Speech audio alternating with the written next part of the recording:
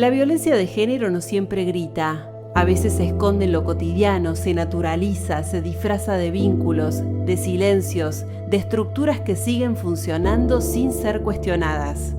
Conversamos con Romina Escocosa, abogada, docente de la Facultad de Derecho de la Universidad Nacional de Córdoba y coordinadora de la Unidad Central de Políticas de Género de la misma universidad. Hoy, en los especiales de Lockdown, violencia de género, lo que no estamos viendo. Romy, sos abogada especializada obviamente en género, trabajas mucho con familia, pero ¿en qué momento de tu vida entendiste que tu profesión y que tu camino iba a estar atravesado por la perspectiva de género? Fue un momento muy especial para mí. Ya estaba recibida. Jamás en toda la carrera, en los años que cursé en la facultad, que me involucré en seminarios, en cursos, en todo lo que uno hace cuando es estudiante, había escuchado la palabra género. Jamás. Y me inscribí casi por una necesidad laboral de ese momento en una diplomatura que estaba coorganizada por el INESIP y por la Universidad Nacional de Córdoba. Y en la primera clase escuché a Carmen Colazo. Y escuché palabras que nunca había escuchado, conceptos que nunca había escuchado, y además escuché una forma de decir, una manera de presentar los temas.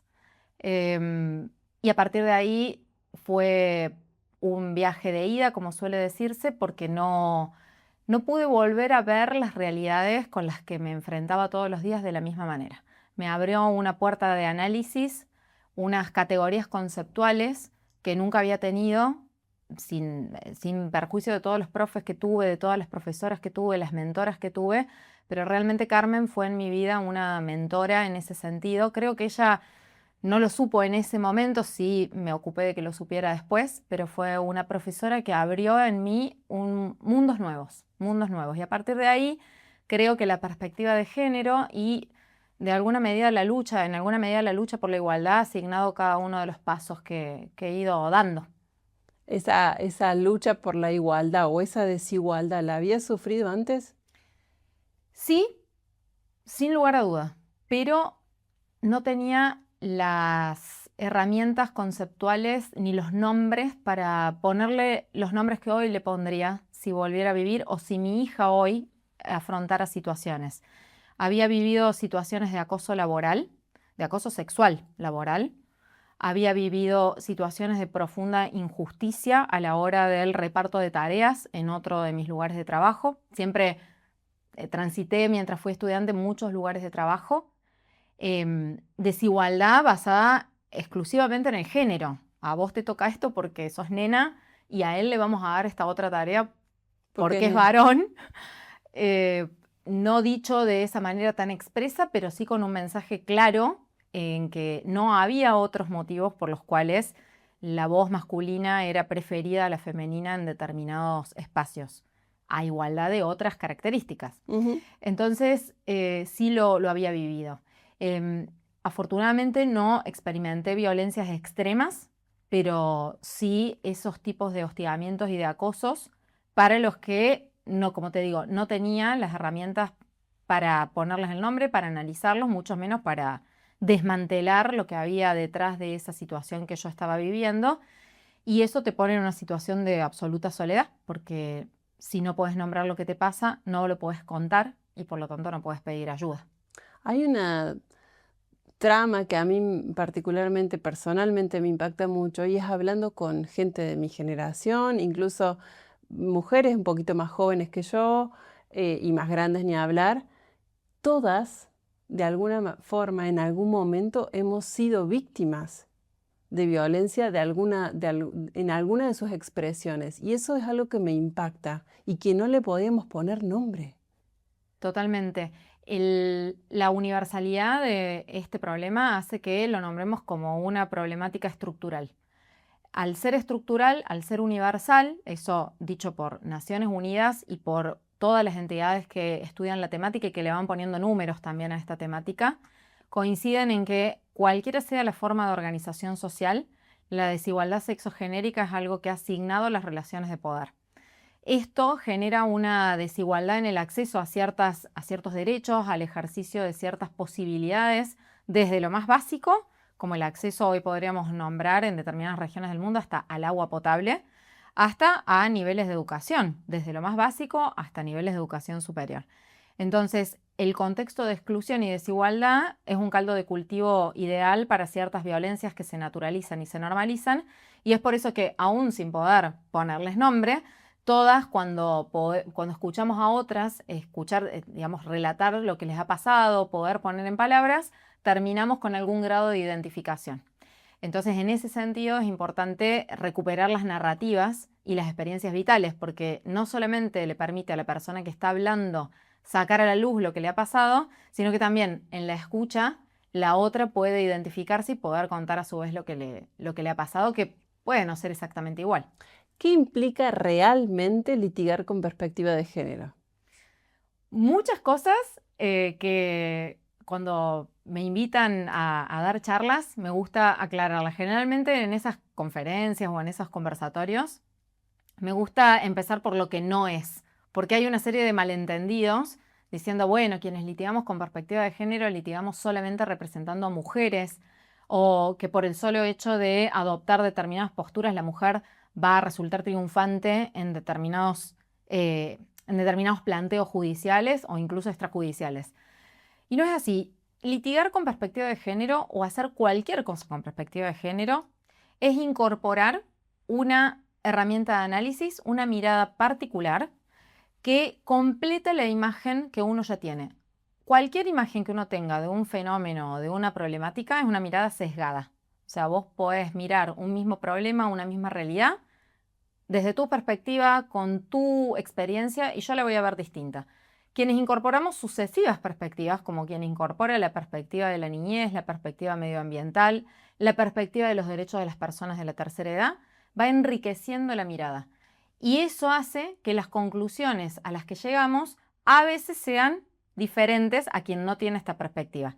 Pero también imprime en el proceso de estudio, de análisis de trabajo, otras características, como por ejemplo una mayor empatía con determinadas situaciones, una beta humana a los problemas que antes mirábamos como solamente técnicos, y tener en cuenta siempre la historicidad de las cosas, el cómo se llega a la situación en la que estás en ese momento intentando analizar o abordar para llevarla a tribunales. ¿Qué reclamos están llegando hoy con más fuerza a la justicia? Vos que estás ahí en el frente de batalla todos los días. Sin duda, y esto compartido con personas que estamos de uno, y como vos decís, de uno y otro lado de la barandilla, sin duda la realidad económica actual, la crisis económica actual está llegando a niveles en donde los reclamos por aumento de cuota alimentaria, establecimiento de cuota alimentaria, redistribución de los cuidados en las familias, reorganización de formas familiares, creo que se llevan el más alto porcentaje de reclamos estadísticamente hablando. Eso es una realidad innegable. Sin lugar a duda han disminuido cuestiones que tienen que ver con procesos vinculados a lo patrimonial, por el costo que esto implica. Eso generalmente se intenta resolver extrajudicialmente. Y sin lugar a dudas también han aumentado en los últimos, te diría, 10, 15 años, pero desde la vigencia del código nuevo desde el 2015, han aumentado todo lo que son los planteos en relación a nuevas formas familiares, técnicas de reproducción humana asistida, cuestiones que nos van desafiando y que vinculan, ¿no es cierto?, los avances tecnológicos y la dinámica social que siempre se va modificando. ¿Cómo se manifiestan estas desigualdades estructurales de las que hablabas al principio dentro de un proceso de divorcio, por ejemplo? En la actualidad, en un proceso de divorcio, hablando específicamente de la disolución del vínculo, te diría que estamos en una igualdad en donde la igualdad formal que consagra la ley coincide con la igualdad real, la igualdad material. Hay situaciones en las cuales una persona puede requerir un mayor esfuerzo procesal, pero son aisladas. Hay cuestiones vinculadas a dificultades del proceso en donde, por ejemplo, el sistema de notificaciones no se ha ayornado.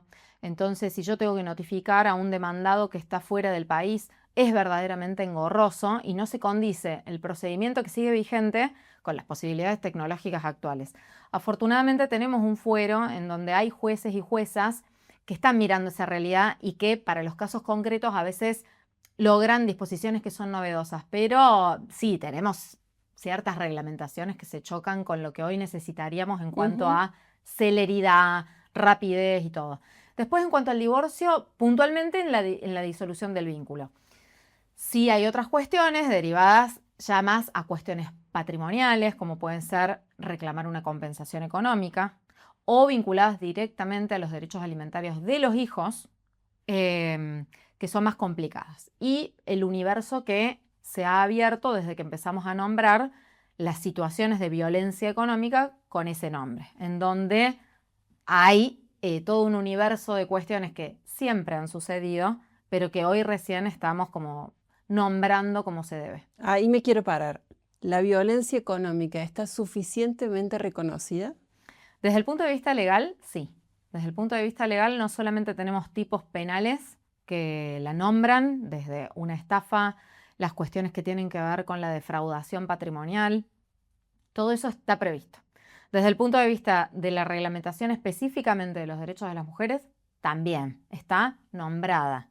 Hay una serie de medidas que están establecidas. Ahora bien, el problema está, por un lado, en la sociedad, en donde seguimos naturalizando ciertas situaciones o divorciando y distinguiendo ciertas situaciones. Por ejemplo, el hecho de que un progenitor no abone la cuota alimentaria que está fijada es visto y clasificado correctamente como una vulneración de los derechos de los niños, niñas y adolescentes. Ujú. Pero le estamos agregando un análisis más, que es una violencia económica contra la madre también, porque la plata esa que no está entrando y que Lo está está fijado, poniendo ella. la está poniendo ella. O se está encargando de que en ese hogar no falte nada. Entonces, en ese sentido, estadísticamente, es tan abrumador el empobrecimiento que sufren las mujeres, que quedan como jefas únicas de hogar, como suele decirse, que realmente no es un empobrecimiento solamente en cómo ven disminuidos sus ingresos o en la imposibilidad absoluta de ahorro o en los niveles de endeudamiento que se pueden verificar, sino también en una posibilidad absolutamente coartada de mejorar su capacitación, de formarse en un oficio, de avanzar en su carrera si es que la tienen. Entonces, hay una serie de cuestiones sistémicas que el pago de la cuota alimentaria, por supuesto, que vulnera de manera directa a los Al niños que no menor. lo reciben, pero tiene un efecto estructural que tenemos que nombrarlo de esa manera. Y en cuanto la violencia económica, en cuanto a lo patrimonial, por ejemplo, también se sigue o se empieza a ver con más claridad. He escuchado muchos casos, por ejemplo, de mujeres que aún hoy siguen diciendo, no, pero esa casa la hizo él porque él trabajaba, mientras ella se quedaba en la casa cuidando a los chicos, con tareas de cuidado.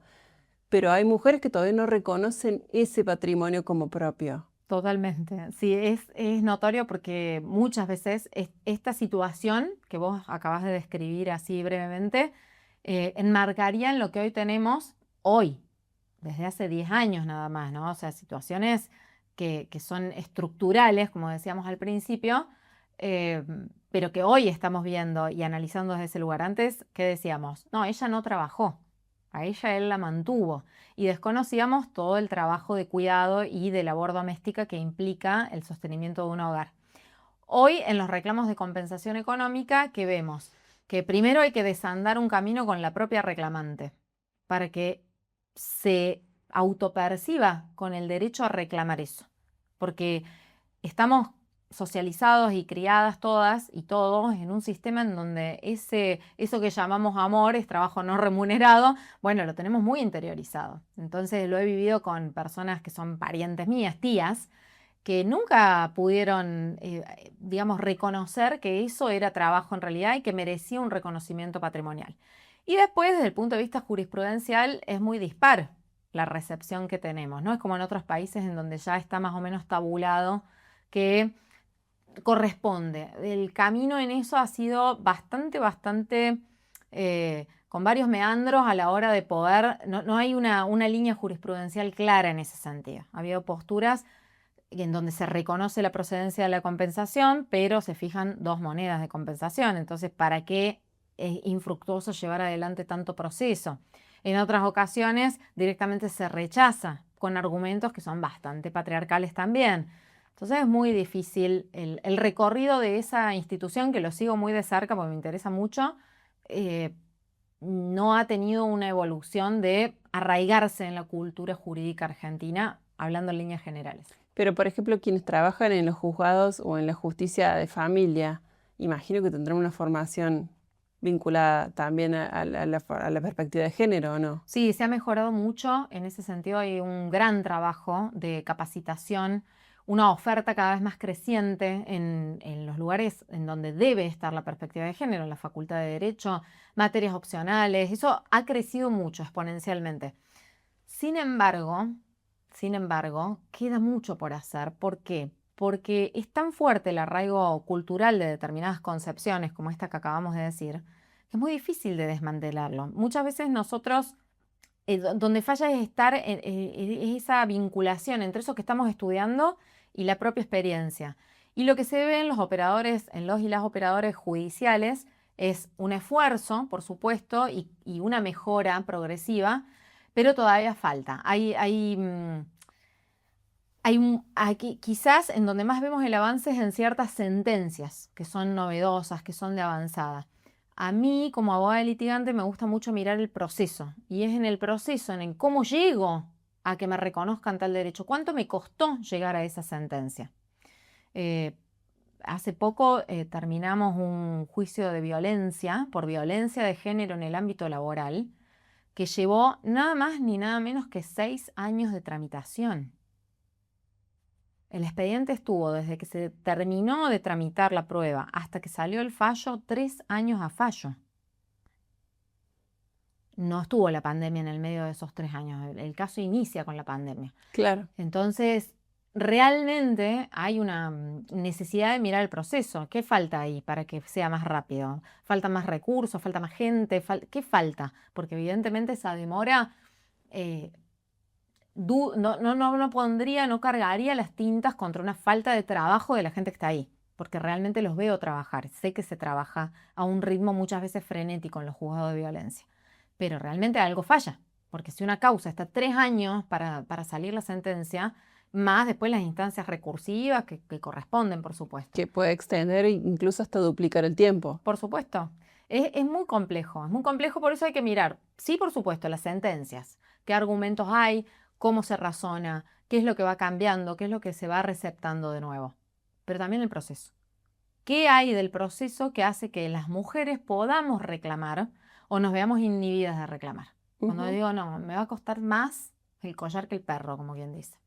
¿Qué es la violencia psicológica? Yo creo que es lo que más está extendido en la actualidad. Es una violencia que en combinación con las redes logra caracteres de omnipresencia.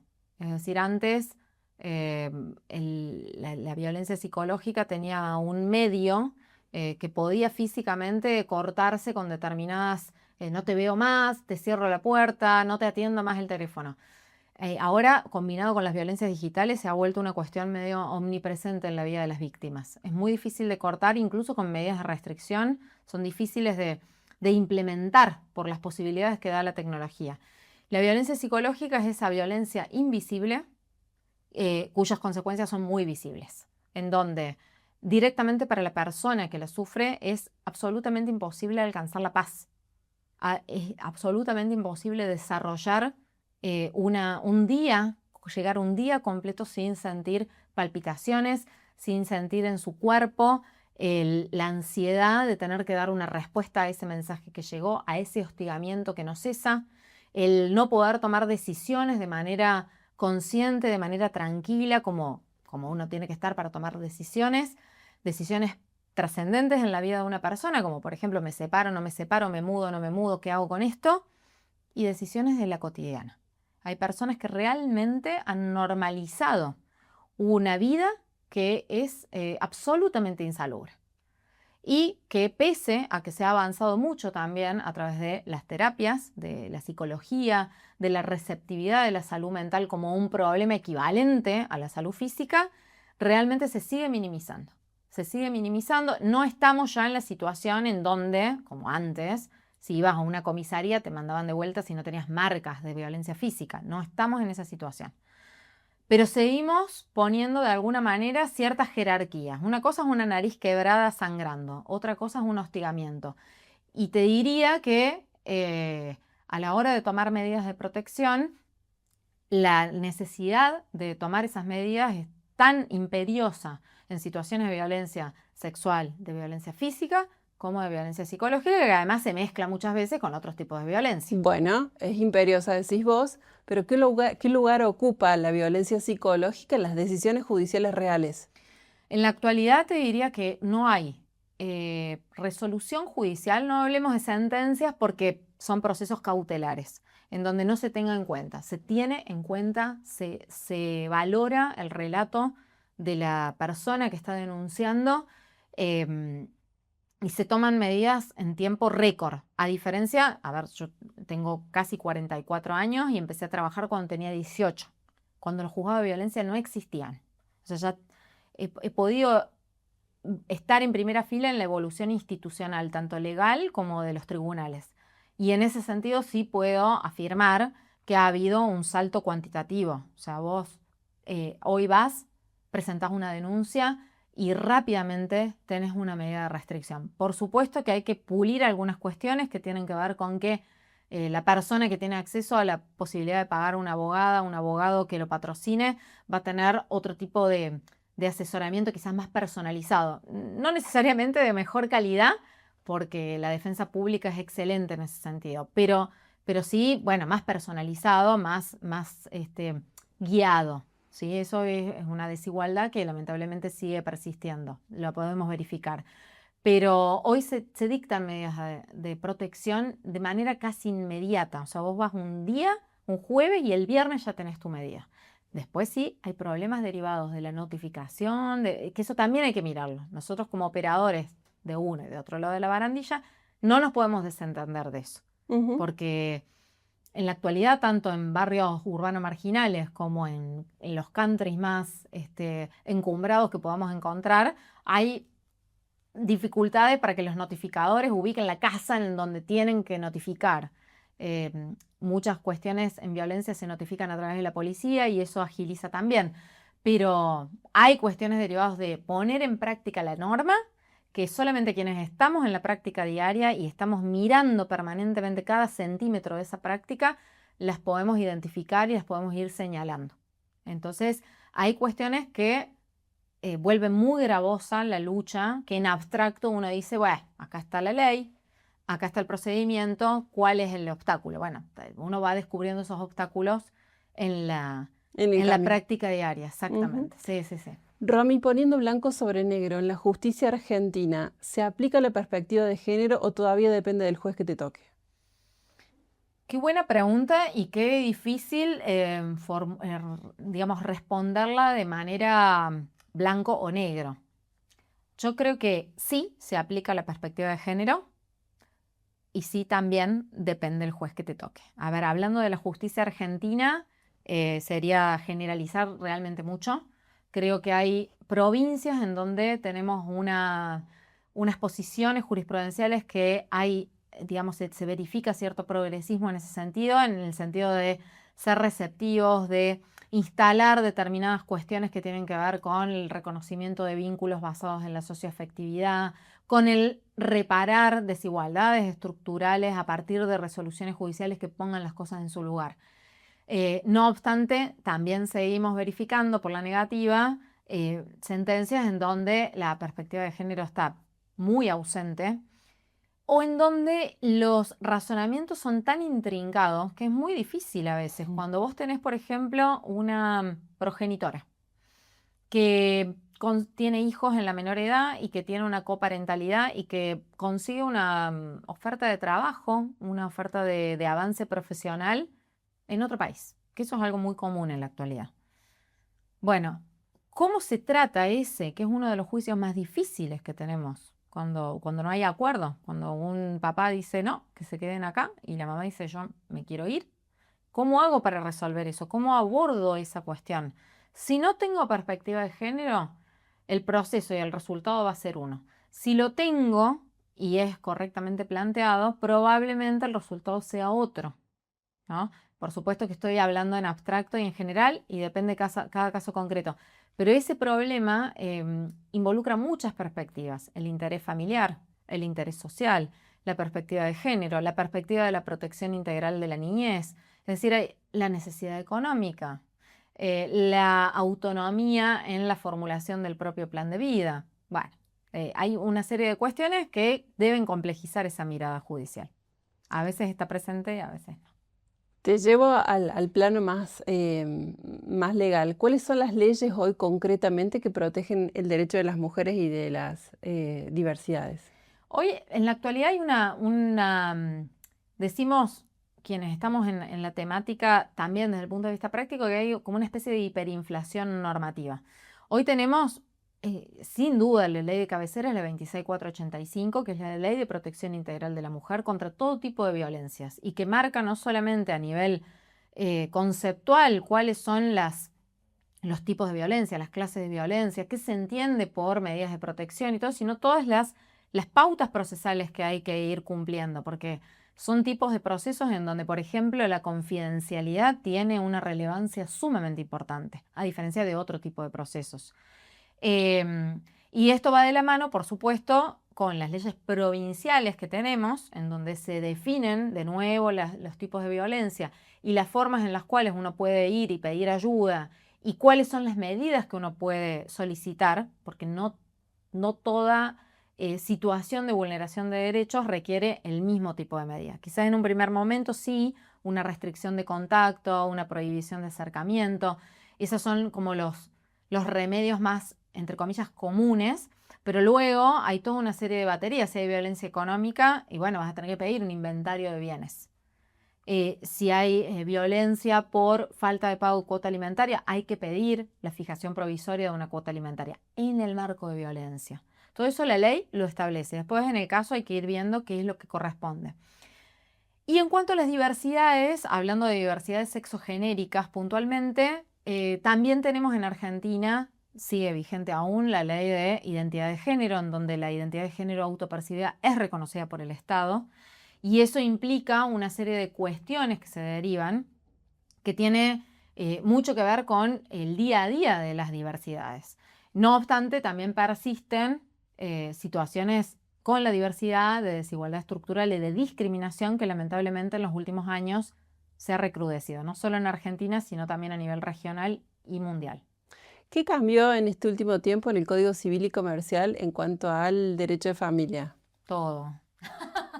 Me gusta decir que todo, porque en el 2015, cuando se sanciona nosotros le seguimos diciendo el nuevo código, pero con el ritmo que tiene la vida actual, decirle nuevo, algo que tiene 11 años. casi 11 años de vigencia, en agosto se cumplen los 11 años, es como suena ahí medio que no va, ya no es tan nuevo, vamos a decirlo. Como cuando en el plan de abogacía del 2000 le decíamos el nuevo plan, y ya lo estamos mirando con ganas de cambiarlo. Como toda ley, decimos que nace vieja, en el sentido de que una vez que terminamos con los procesos de deliberación y de discusión y se consensúa un texto, se sanciona y ya la realidad te pasó por encima. Sí. Yo creo que ha cambiado muchísimo. Primero, todo lo que tiene que ver con las formas familiares y su reconocimiento, los procesos de divorcio, el reconocimiento de las uniones convivenciales, la recepción de la compensación económica como una institución, tanto para las uniones matrimoniales como las no matrimoniales. Por supuesto que todo lo que tiene que ver con la concepción de la niñez desde un punto de vista no de patronato o de objeto de derechos, sino como sujetos que progresivamente van adquiriendo derechos y que tenemos que reconocerlos como tales. Sin duda, la figura del abogado de niños, niñas y adolescentes ha sido muy disruptivo. No puedo hablar por otro fuero, pero el fuero de Córdoba se ha visto conmocionado por esta figura, ¿no? ¿Cómo es eso de que al niño se lo escucha? Por supuesto, desde la Convención de los Derechos del Niño, que tiene varias décadas ya, pero se tiene en cuenta su opinión. Pero ¿cómo es eso de que puede contratar un abogado? Un niño, una niña de 13, 14 años. Y sí, puede y debe. Y hace valer su voz. Y muchas veces esto ocasiona que en conflictos en donde el padre, la madre, el padre, la madre, la madre, tenían intereses tan divergentes, bueno, ahí hay otra voz que hay que tener en cuenta a la hora de dirimir ahí cuestiones que impactan de manera directa en esos niños, niñas y adolescentes. Entonces, esa ha sido una figura. Después, todo lo que tiene que ver con el derecho sucesorio también ha tenido receptividades y ha ido cambiando. No tanto como por ahí la realidad exige, pero sí ha tenido cambios muy profundos. Te cambio de tema. Dale. El otro día me tomé un taxi. El taxista iba escuchando una radio muy conocida acá en Córdoba, muy popular, y el locutor decía que los hombres ya no tienen libertad. Dicen, los hombres ya no tenemos libertad, lo voy a decir como si fuera el locutor. Ahora tenemos libertad condicional porque cualquier mujer puede venir y meternos una denuncia, y en ese marco celebraba y se alegraba por este proyecto de ley que existe, que ahora se puede punir a las falsas denuncias. ¿Qué opinión te merece? Bueno, primero que no te tomes más taxis. A ver, en primer lugar, esta cuestión en torno a la libertad, ¿no? Qué concepto que nos convoca a seguir discutiendo cuál es el contenido de la libertad. Porque si un varón o una mujer va a medir su libertad en función de la posibilidad de otro o de otra de señalarle una conducta impropia, y bueno, yo no tengo la libertad de maltratar a otro. Yo no tengo esa libertad. Y si tengo esa libertad o me la arrogo, el otro bien puede solicitar la ayuda del Estado para que yo cese en esa conducta.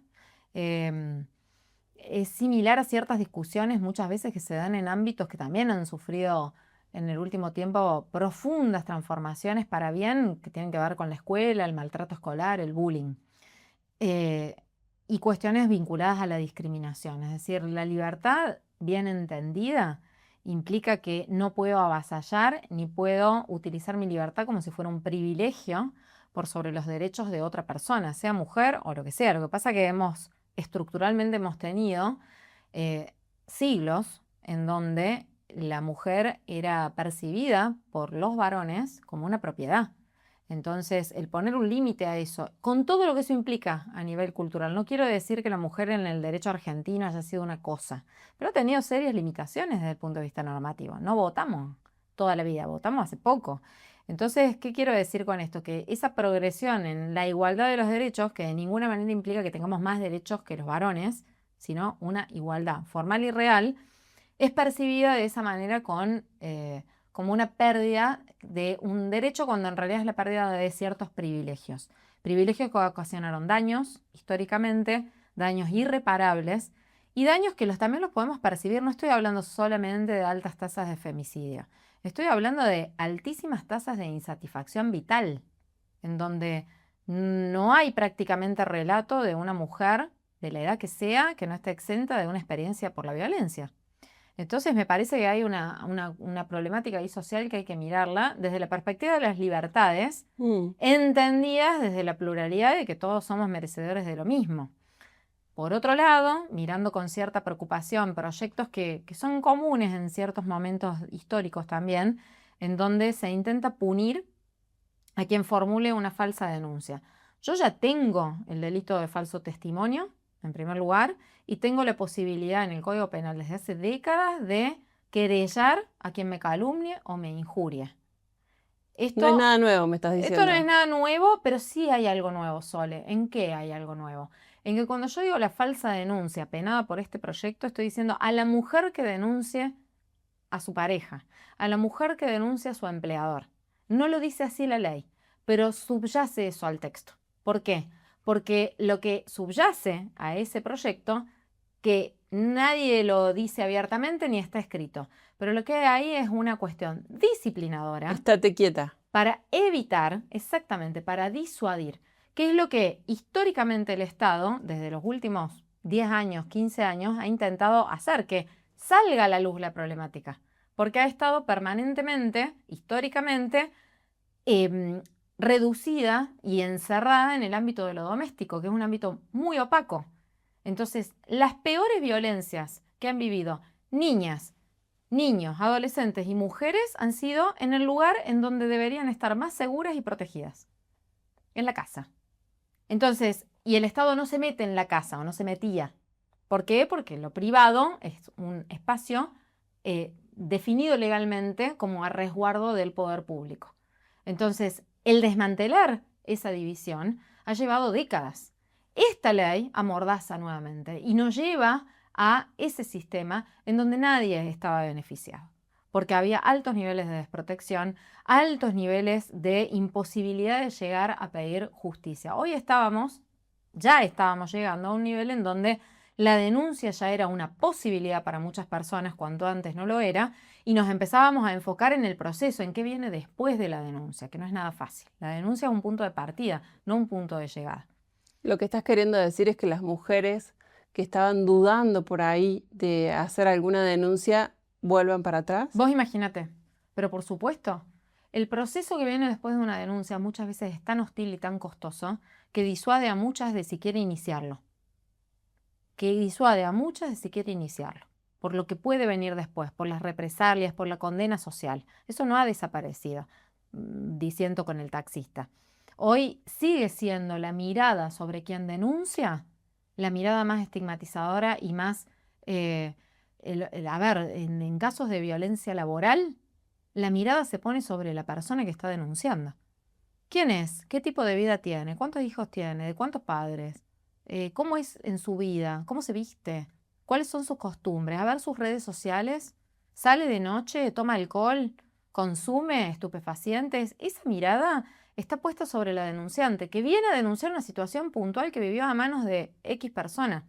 Y se evalúa todo eso, esa palabra. Es un problema hasta epistemológico de abordaje, de cómo yo escucho a quien viene a denunciar. Entonces, frente a determinadas problemáticas, nadie te va a preguntar si te robaron el celular en la calle, ¿cuántos hijos tenés? ¿Cuál es tu nivel de credibilidad? ¿Te robaron? ¿Viviste? Por supuesto que siempre hay una mirada de por dónde ibas, qué descuido tuviste. Bueno, eso es algo propio de este contexto de inseguridad. Pero es tremendo en casos de violencia de género. Vos imagínate si encima está la posibilidad de que no te crean y de que estas situaciones son muy esquivas a la producción de pruebas, porque el acoso no se produce a plena luz del día, ni con una cámara filmándote. Entonces, muchas veces los testigos de esas situaciones son personas allegadas a ambos involucrados. Muchas veces son los hijos. Entonces, ¿qué pruebas directas tengo? Y si yo tengo un Estado que no me da la bienvenida, que no me acoge a la hora de denunciar, sino que me dice, mirá que vení, pero si no podés probar esto que estás diciendo, el castigo es penal. Decime si eso no disuade a cualquiera. A mí, con toda la formación que tengo, yo le pensaría varias veces antes de ir a denunciar con esa ley vigente. Entonces imagínate el nivel de desprotección con personas que tienen vulnerabilidades de todo tipo, económicas, culturales, sociales, que han vivido situaciones de violencia de manera sistemática durante toda su vida. ¿Qué posibilidad de denunciar van a tener? Es una aberración jurídica eso. Romy, además de litigar, estás al frente de la Unidad Central de Políticas de Género de la Universidad Nacional de Córdoba, la universidad más antigua del país, una de las universidades más grandes también del país. ¿Cuáles son los principales desafíos que vos crees ahí que enfrenta la comunidad universitaria y vos desde tu rol? Bueno, lo decís así y realmente vuelvo a tomar conciencia del desafío de la tarea que hemos asumido con un equipo muy nutrido de profesionales que me acompañan en una tarea que no es solamente, sí la encabeza por supuesto el área central del rectorado. Siempre agradezco la confianza a nivel personal que se depositó en mí cuando me tocó asumir en reemplazo de Analía Barrio Nuevo, que fue la primera coordinadora de la Unidad Central de Políticas de Género. Su fallecimiento nos tomó por sorpresa y el hecho de tener que darle continuidad a algo que se había empezado hacía tan poco, fue un desafío enorme y lo es aún hoy. La Universidad Nacional de Córdoba tiene una gran ventaja, vamos a decir, comparativamente con otros centros académicos de la región. Mira el problema de frente. Y asigna los recursos institucionales y humanos para atacar el problema. El año pasado cumplió 10 años el Plan de Acciones y Herramientas para prevenir, atender y sancionar las violencias de género en la Universidad Nacional de Córdoba. Eso implica un recorrido institucional que, por supuesto, que no está exento de ensayos, errores, aciertos, de necesidad de mejoramiento y perfeccionamiento, pero es muchísimo más de lo que tienen muchísimas universidades. Creo que abordar las violencias de género y las desigualdades, la discriminación por identidad de género y orientación sexual en un lugar con tantos pergaminos como vos decís, es una cuestión que primero desafía muchísimos estereotipos, porque lo primero, cuando empecé a trabajar en el 2017 en el plan de acciones, lo primero que me decía la gente era, ¿pero cómo? ¿Pasan esas cosas en la universidad? Como con una sorpresa, como diciendo en ese ámbito eso no ocurre. Bueno, no debería ocurrir, pero siguen subsistiendo. Cuestiones que no solamente se entrecruzan con los sexos genéricos, sino también con disputas laborales, disputas de poder, cuestiones políticas, como en cualquier institución tan multitudinaria en donde hay multiplicidad de intereses y una heterogeneidad, tanto en el claustro estudiantil, que es nuestro claustro más numeroso, desafiante desde todo punto de vista, como así también en los claustros docente, no docente y nuestros egresados, que también siguen viviendo a la universidad como un punto de referencia vital y profesional muy importante y que vuelven como estudiantes de posgrado o a iniciar su carrera docente y que deben tener un punto de referencia, un anclaje en donde si ocurren estas situaciones, que lo deseable por supuesto es que no ocurran, poder tener un ámbito institucional para ir y asesorarse, consultar. Se lo blinda al plan de acciones de la más absoluta confidencialidad. Eso en 10 años de trayectoria nunca ha sido cuestionado, eso es muy importante a nivel institucional y ha cobrado progresivamente una legitimidad que, bueno, por supuesto, como decía, no está exenta de seguir perfeccionándose y de seguir incorporando cuestiones. A nivel más general y saliendo de la atención de las violencias puntualmente, llevamos adelante la implementación de uno de los programas más ambiciosos, que es la implementación de la Ley Micaela, el programa de formación en Ley Micaela, que está orientado a la prevención de las violencias y a la sensibilización en esta problemática. Alcanza originariamente al claustro docente y no docente, pero desde el año pasado al claustro estudiantil también. Y eso es sumamente importante porque las violencias se han, pese a los discursos oficiales imperantes, a nivel de gobierno nacional me refiero, se han recrudecido.